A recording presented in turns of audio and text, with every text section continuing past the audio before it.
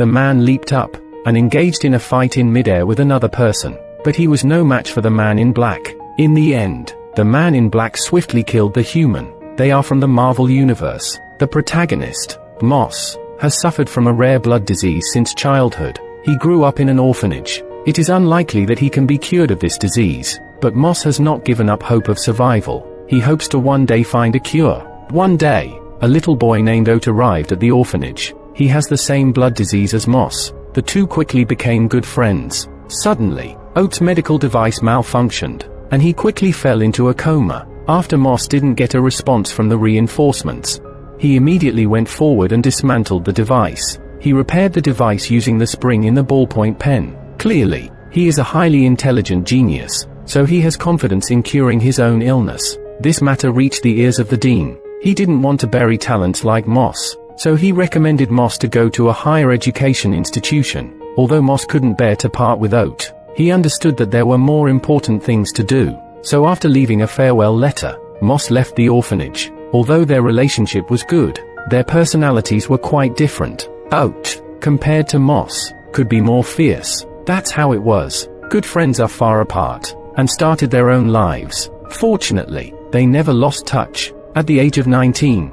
Moss obtained a doctorate degree. He invented an artificial blood. He successfully won the Nobel Prize. All of this was to cure their blood diseases. Moss took a risk. He experimented with vampire bat genes. This was his secret. Only his female assistant, Matty, knew. Moss discovered that bats produce saliva with anticoagulant properties. If the genes of vampire bats were fused with human genes, humans could also produce anticoagulants, and then blood diseases could be cured. Matty expressed that the risks of doing so were too high. Moss was essentially risking his life for the experiment, but in the end, Matty was convinced by Moss. However, his experiments didn't go smoothly. The experiments he conducted by injecting mice failed. Until one night, the reagent successfully saved the life of the mouse. Moss immediately found Oat. Their friendship has been strong over the years. Oat is now a wealthy person. He is also Moss's investor. Moss didn't mention the experiment with vampire bats. He simply told Oat that the first phase of the experiment was very successful. Next,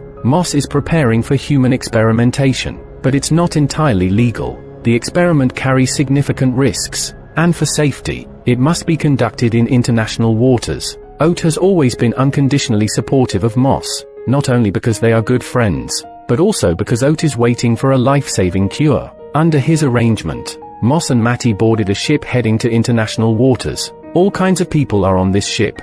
Moss and Matty conducted the experiment in the lowest deck. Above them were a few men playing cards. After repeatedly confirming that the bat gene reagent was fine, Moss handed the reagent to Matty. He instructed his assistant to inject the reagent into his own body. Matty injected the reagent into Moss's spinal cord. The entire process was extremely painful. Matty secured Moss and waited for a reaction. Soon, Moss started convulsing all over his body. Their commotion caught the attention of others. One of them was annoyed by the noise downstairs. He angrily ran downstairs. He was ready to give them a warning. Matty just said 2 sentences, and Moss disappeared. After searching for a while, she eventually found him clinging to the ceiling like a bat.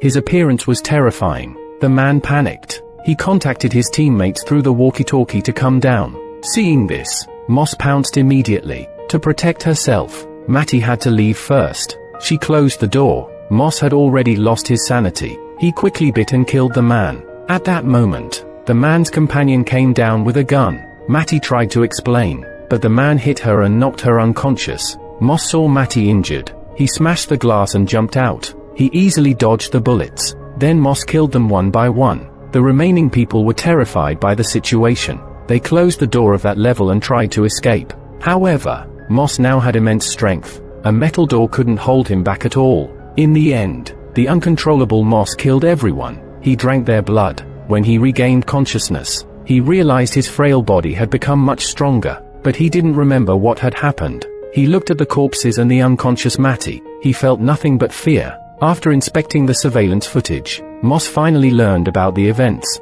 Moss realized he couldn't stay there any longer. He made an emergency call for help. He took the remaining reagents and left the place. By the time the authorities arrived, the surveillance on the ship had already been cleared. Matty was still in a comatose state. Apart from the drained corpses at the scene, there was also a folded paper bat. At this point, Moss had already returned to the laboratory. The reagent not only cured him, but also granted Moss superhuman abilities. His endurance, speed, strength, and hearing. These abilities were multiples of what an average person possessed, and he was regarded as the same kind by the Bat group. Moss acquired the ability of echolocation. However, Moss had to drink blood at regular intervals. He didn't want to harm others, so he could only consume synthetic blood. 1 pack of blood could sustain his health for 6 hours. If he didn't consume blood after 6 hours, Moss would lose control and undergo a mutation. On that day, while testing the duration of the synthetic blood's effectiveness,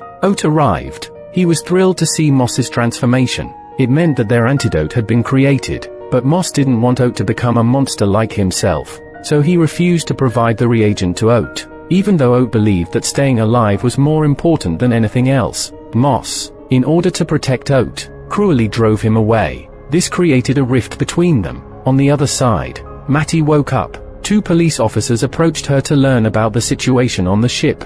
Mattie didn't want to betray Moss. She lied, saying that she didn't remember anything. The officers had no choice but to give up. That evening, a young nurse was attacked. When she was discovered the next day, most of her blood had been drained. This hospital is connected to Moss Laboratory. After seeing the nurse's body, he realized that a mutation had occurred the previous night. Moss was worried about causing harm to others. Moss packed his belongings and prepared to move out. However, he ran into the 2 police officers. The officers suspected Moss's involvement in the murders on the ship. He initially tried to deceive them, but the officers didn't fall for it. Moss had no choice but to fight them. He swiftly incapacitated the 2 officers. He then ran all the way to the rooftop to escape. However, the police caught up with him by taking the elevator, and that's how Moss ended up in prison. But what's worse, he realized that the duration of the synthetic blood's effectiveness was decreasing. During the interrogation, Moss openly admitted to his crimes. He now needed the synthetic blood.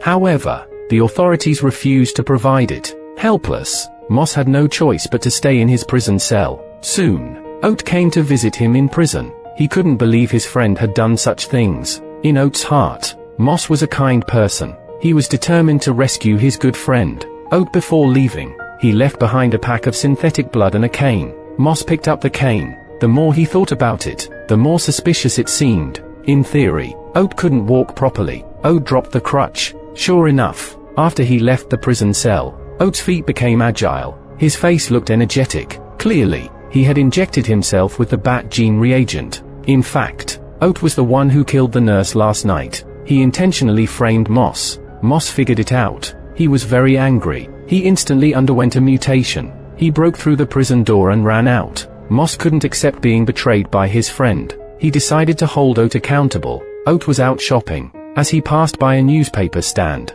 Oat bought a copy of the Horn Daily newspaper. The newspaper featured news about Moss turning into a vampire. At that moment, Oat suddenly underwent a mutation. He lunged directly at the newspaper stand owner. Unbeknownst to him, Moss heard everything. He quickly intercepted Oat on the street. Oat admitted to his actions directly. In fact, Oat didn't intend to harm Moss. In reality, he was very satisfied with the gene reagent. Oat didn't think that blood-sucking treatment was bad. He even saw it as a form of evolution. He hoped that Moss would accept everything calmly. They quickly started fighting due to their conflicting views. They fought all the way from the street to the subway station. Oat's personality destined him to be more ferocious. He killed the police officer who was maintaining order. Moss didn't enjoy fighting. He felt the flow of the air. He gradually learned how to fly. Eventually, the man left the scene. By the time the 2 officers arrived, Oat had already disappeared without a trace. Many people thought that Moss had killed the police officers.